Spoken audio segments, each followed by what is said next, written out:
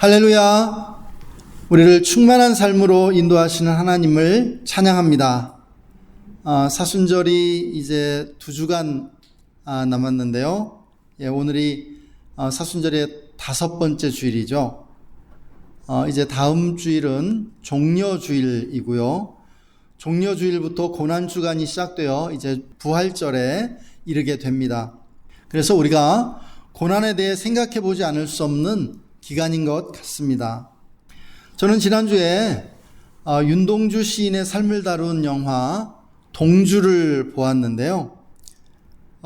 윤동주 시인만 다루고 있는 영화인 줄 알았는데 그게 아니더군요. 윤동주 시인의 이종사촌이며 절친이었던 독립운동가 송몽규 선생을 발굴하고 있는 그런 영화였음을 보게 되었습니다. 이 두 분은 1943년에 독립운동 혐의로 이제 체포가 되어서 후쿠오카 형무소에 수감되었습니다.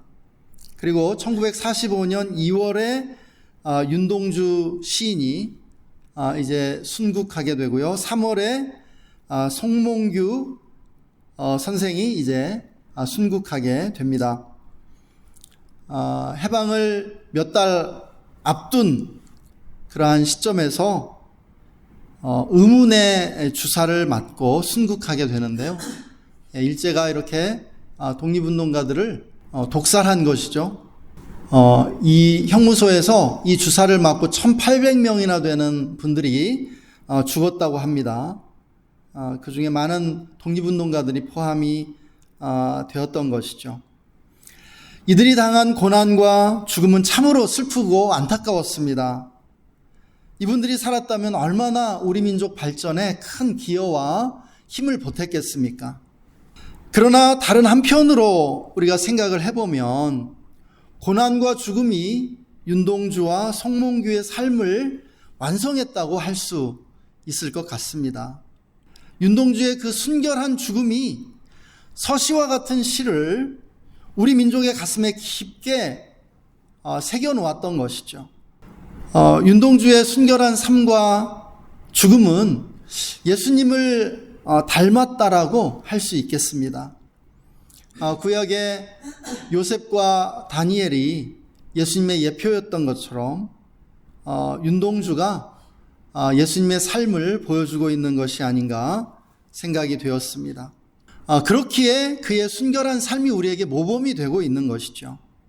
죽음이 없었다면, 그가 고난받고 죽지 않았다면 그런 일은 일어나지 않았으리라고 생각합니다. 고난에 대한 다른 이야기인데요. 제가 요즘에 읽고 있는 책이 발자크 평전입니다. 발자크는 19세기 프랑스의 아주 위대한 천재 작가죠. 그는 다재다능하고 위대한 천재였습니다. 그러나 정작 그를 위대한 작가로 만든 것은 고난이었음을 이 책을 통해서 알게 되었습니다. 그는 평생 엄청난 빚에 쪼들려서 빚쟁이들에게 쫓겨 다녔던 것이죠. 그래서 그는 평생을 작가의 작업실에 갇혀서 일에 파묻혀 글을 써야만 했던 것입니다. 고난만이 그를 창조적인 작업에 몰두할 수 있도록 만들어 주었던 것이죠. 그의 허영심과 탐욕을 절제하게 해주었고요. 이 평전을 읽으면서 하나님이 고난을 통해서 위대한 천재 작가를 빚어내셨다는 그러한 마음을 갖게 되었습니다. 저는 지난주 며칠 동안 심한 감기 몸살로 아팠었는데요. 그런데 이것은 사실 호들갑 떨 일이 아니죠. 그죠? 사실 우리가 당하는 많은 일 중에 다행이라고 할 정도로 지극히 작은 것이었습니다. 그만큼 인생은 괴롭고 고통스러운 일들이 많습니다. 고통으로 충만한 것이 우리의 삶이죠. 우리의 인생입니다. 그렇기에 기쁨도 충만할 수 있는 것이죠. 위대한 종교는 모두 고통에 대해 말하고 있습니다. 고통을 외면하거나 가르치지 않는 것은 거짓 종교일 뿐이에요. 왜 고통이 인간에게 왔을까요? 성경은 죄 때문이라고 우리에게 가르쳐 줍니다. 죄가 고통을 가져온 것이죠. 죄와 함께 고통이 왔습니다. 고통이 죄의 결과이기에 고통을 없애려면 어떻게 해야 할까요? 죄의 문제를 해결해야만 한다는 것이죠. 그래서 성경은 끊임없이 이 죄의 문제를 어떻게 해결할 수 있는지를 우리에게 가르쳐 줍니다. 그래서 하나님은 우리에게 율법을 주셨고요. 또 제사 제도를 통해서 예수님 오기 전에는 어린 양의 희생을 통해서 죄를 사함받는 길을 가르쳐 주셨습니다. 그리고 예수님께서 오셔서 십자가에서 단번에 그 죄의 희생의 제사를 드림으로 우리의 모든 죄를 다 용서해 주셨다라고 가르쳐 주시는 것이죠. 그렇지만 인간은 살아있을 동안에는 여전히 죄의 문제 아래에 있기 때문에 고통을 피할 도리는 없습니다. 우리가 그리스도인이 된다고 해서 죄를 안 짓는 것이 아니죠. 그러므로 고통을 피할 수 있는 것도 아닙니다. 다만 우리는 죄의 문제를 해결해 주신 우리 주 예수 그리스도를 믿음으로 영원한 삶을 얻고 부활을 통해 고통에서 완전히 벗어나게 된다는 것이죠. 여러분 믿으십니까? 고통은요, 죄의 결과이기는 하지만 그것만은 아닙니다. 고통은 죄의 결과만은 아니라는 것이에요. 하나님은 고통을 죄의 치료제로 사용하고 계세요. 그리고 인간을 더 강하고 성숙하게 만들기 위해 훈련의 도구로 이 고통을 사용하신다고요. 이것이 인간의 삶에서 고통이 갖는 이중적인 역할입니다. 고통은 이 이중의 역할을 맡고 있는 것이죠. 여러분, 고통이라고 하는 것은 우리가 살아가는 동안에는 우리에게 꼭 필요합니다. 죄성을 가진 인간에게는요. 고통은 인간으로 하여금 유한함을 깨닫게 해주는 것이죠. 고통 앞에서 인간은 유한함을 깨닫게 됩니다. 인간에게 한계를 그어주고요. 멈추지 못하는 그러한 성향을 멈출 수 있도록 만들어줍니다.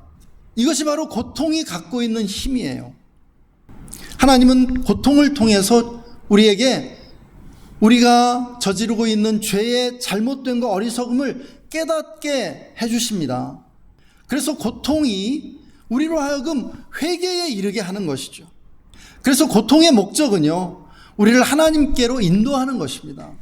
하나님만 우리를 고통에서 건져주실 수 있기 때문이죠. 할렐루야.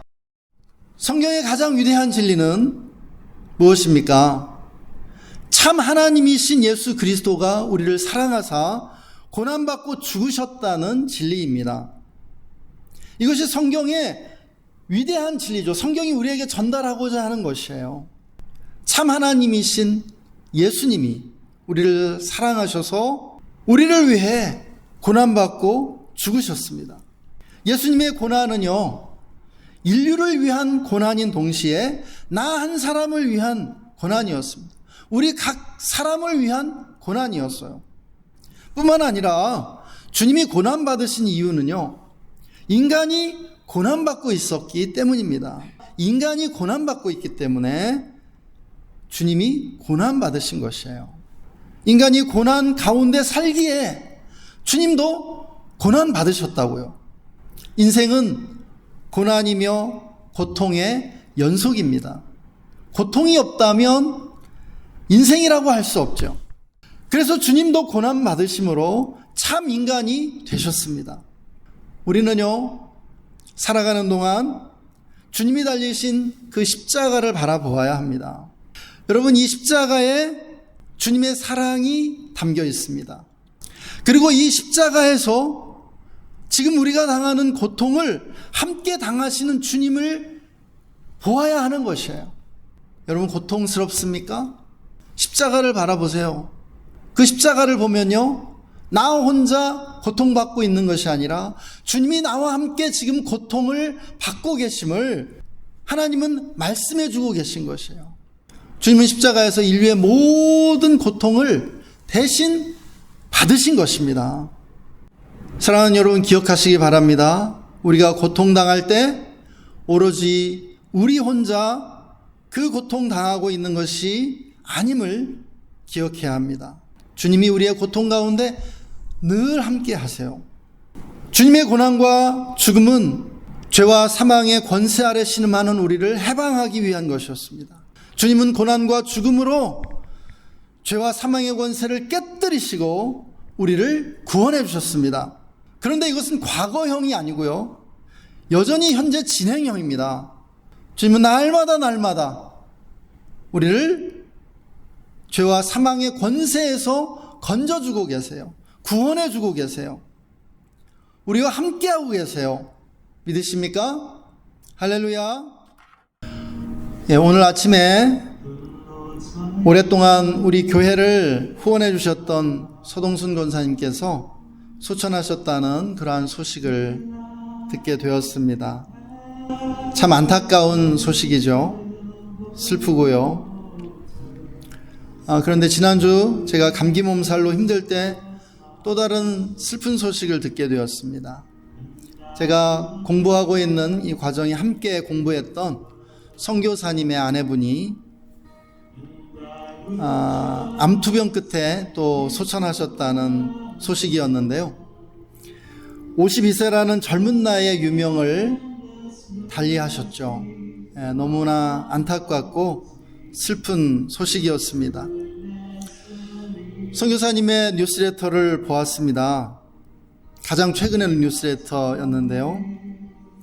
그 뉴스레터는 지금 우리가 듣고 있는 시편 23편 영어 찬양을 소개하고 있었습니다.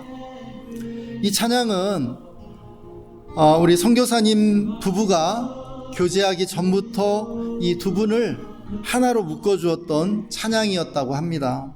소천하신 아내 선교사님이 이 찬양 테이프를 이제 우리 남편 선교사님에게 선물했다고 하죠.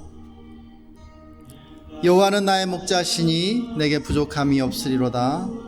내가 사망의 음침한 골짜기로 다닐지라도 해를 두려워하지 않을 것은 주께서 나와 함께 하심이라. 주의 지팡이와 막대기가 나를 안위하시나이다. 내 평생에 주의 선하심과 인자하심이 반드시 따르리니 내가 여호와의 집에 영원히 살리로다. 이 시편의 내용을 따라서 그대로 찬양을 하고 있는데요. 아내 선교사님의 그 소천을 예감하면서 시편 23편의 찬양을 이렇게 간증으로 소개하고 있는 것 같았습니다. 사랑하는 여러분, 어쩌면 이것이 우리 그리스도인이 이 세상에서 고통을 견디는 신앙의 힘이라고 믿습니다. 우리는 이 세상에서 고통과 의도치 않은 불행을 피할 수는 없습니다. 그렇다고 우리가 일부러 고통을 찾아다니거나 고통 숭배자가 되어서는 안 되죠. 피할 수 있는 고통은 가능하면 피해야 하고요, 의미 없는 고통은 어떠한 경우라도 거부해야 합니다. 그러나 인간으로서 우리가 피할 수 없는 고통이 있죠. 실존적인 고통입니다. 그런데 이렇게 피할 수 없는 고통을 만날 때 우리가 어떻게 해야 합니까? 견디고 받아들여야 합니다. 그것이 바로 성공적인 삶의 비결입니다. 성공적인 인생에 두 가지 비결이 있는데요. 피할 수 없는 고통을 인내하는 것과 욕망을 적절하게 절제하는 것입니다. 그런데 이 둘은 서로 통합니다. 인내와 절제는 서로 통하는 것이죠. 우리는 욕망을 절제하는 이 금욕이 필요해요. 우리에게 찾아오는 크고 작은 일상의 고통들을 인내해야 하는 것이죠.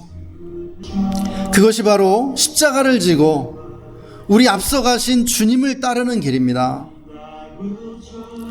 주님은 우리 모두에게 짊어져야 할 인생의 십자가가 있음을 가르쳐 주셨습니다. 이 십자가는 고난입니다. 십자가는 고난이에요.